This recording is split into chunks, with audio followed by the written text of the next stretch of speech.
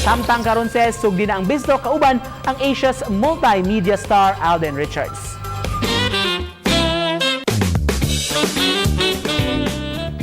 Kumustahon ta pagbalik ang atong ambassador for GMA Regional TV's #SpreadKindness campaign. Paborito kaayo ni nako and for sure kamuusab tanan. Love kaayo ni ninyo siya, Kapuso Actor and host Alden Richards. Maayong buntag Alden and welcome back dito sa GMA Regional TV Live. Thank you sis. Good to be back. Parang if I can recall it correctly, parang na-invite din ako for an interview nung pilot, nung launch, nung morning show natin. So I'm really honored to be back and, ipagkwentuhan ng konti. Oh yes, we're so happy na makausap at makasama ka ulit this morning. Kumusta ka na? Okay naman, so far so good.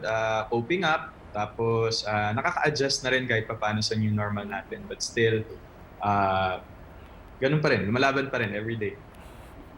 Kakatapos mo lang mag-taping para sa I Can See You, itong Love on the Balcony episode. Kumusta yung taping experience mo? Nanibago ka ba? Sobrang nanibago kasi it's my first time na mag-taping ng new normal. Siyempre, GMA has released certain protocols sa taping. Parang hindi pwedeng mag-start kapag walang swab testing. And usually kapag nung nag-taping kami sa Tagaytay, na-lock-in kami for 4 days. And then during the last day, meron antigen test ulit just to be sure.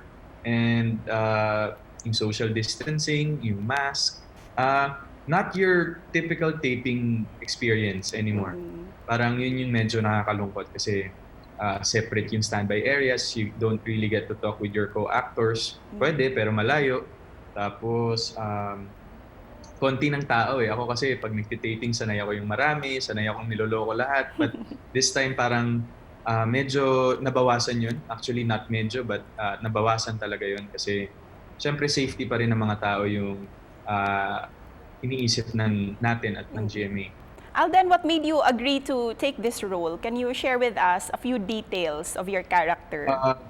Bukod sa acting na ako since matagal na akong puro panood na lang ng Netflix and parang sabi ko nakakaingit naman itong mga napapanood ko. Ang gaganda ng story, acting na ako. So that made me agree to this, and at the same time, the story, ang ganda kasi na parang it's a love story during a pandemic.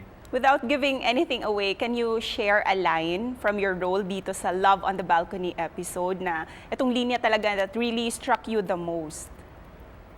Na meron palang mga taong handang tumulong at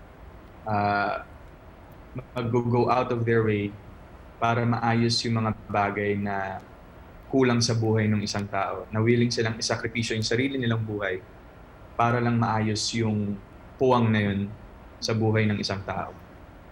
Let's talk about your leading lady in this episode, si Jasmine Curtis Smith. Kasi you both look good together. Nakikita ko yung mga pictures nyo. What is it like to be working with Jasmine? This is my first time working with her as a pair, sa love team. So parang Jasmine has always been great with her craft. Hindi siya mahirap katrabaho. Very trooper din siya, parang ako. So, magaan sa katrabaho. What makes you a really good co-star and leading man? Kasi most female actresses, when we ask them, ikaw talaga yung top choice nila na maging leading man nila. Oo.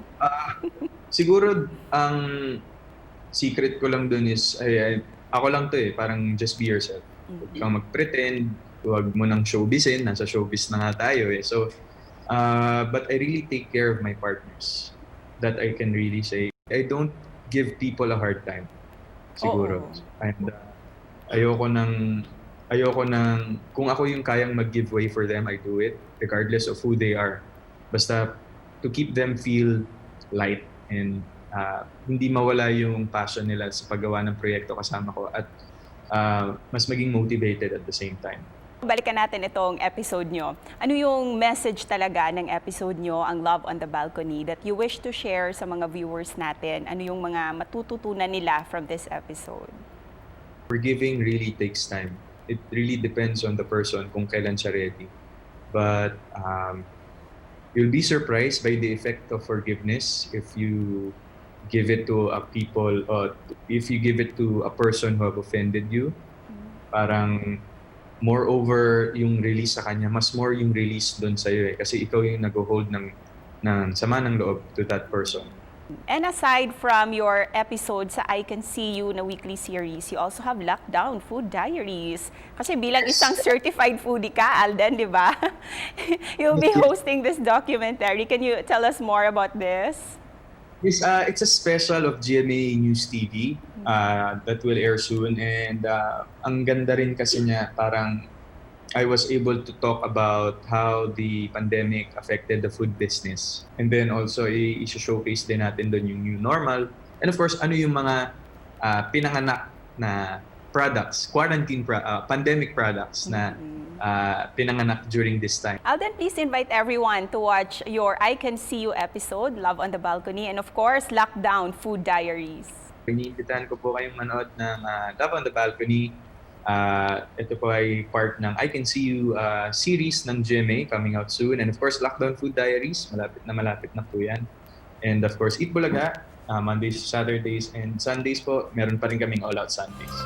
And that was part 1 pa lang sa ato ang interview ni Alden Richards, mga kapuso. Ugmang adlaw, sayranta ang ikaduhang bahin pa sa ato ang pakighinabi ni Alden Richards. So tutok lang din sa GMA Regional TV Live.